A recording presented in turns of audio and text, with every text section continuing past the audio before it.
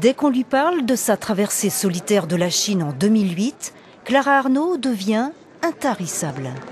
Il s'agissait d'une grande traversée de l'ouest de la Chine, donc des routes de la soie au sud du Tibet, dans des régions très désertiques, à pied en compagnie de chevaux. À l'époque, Clara avait 21 ans. Mais depuis plusieurs années déjà, la jeune Parisienne parcourait la planète seule. Meilleure façon, assure-t-elle, de s'immerger dans les paysages et la population.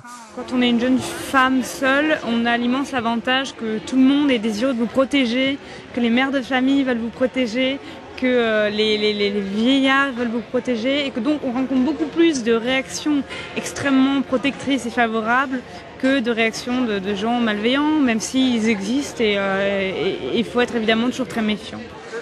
Toutes ces rencontres, Clara les a rassemblées dans un livre. L'écriture fait en effet partie de sa démarche de voyageuse solitaire. Autre baroudeuse, la réalisatrice Julia Blany, dans sa sacoche, son moyen d'expression, sa caméra. Filmer, c'est pour Julia aussi naturel que voyager, notamment en Bolivie où le hasard l'a fait naître. Des voyages, pour la plupart du temps, en solo.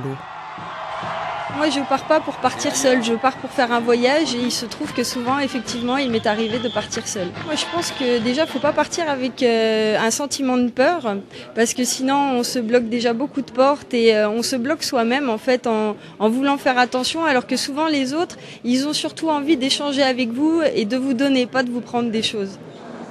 Julia, Clara, une nouvelle génération de voyageuses motivées, déterminées, prête à conseiller celles qui n'osent pas franchir le pas.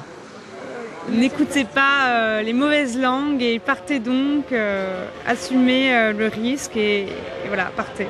Voyager les pieds sur terre mais la tête dans les nuages.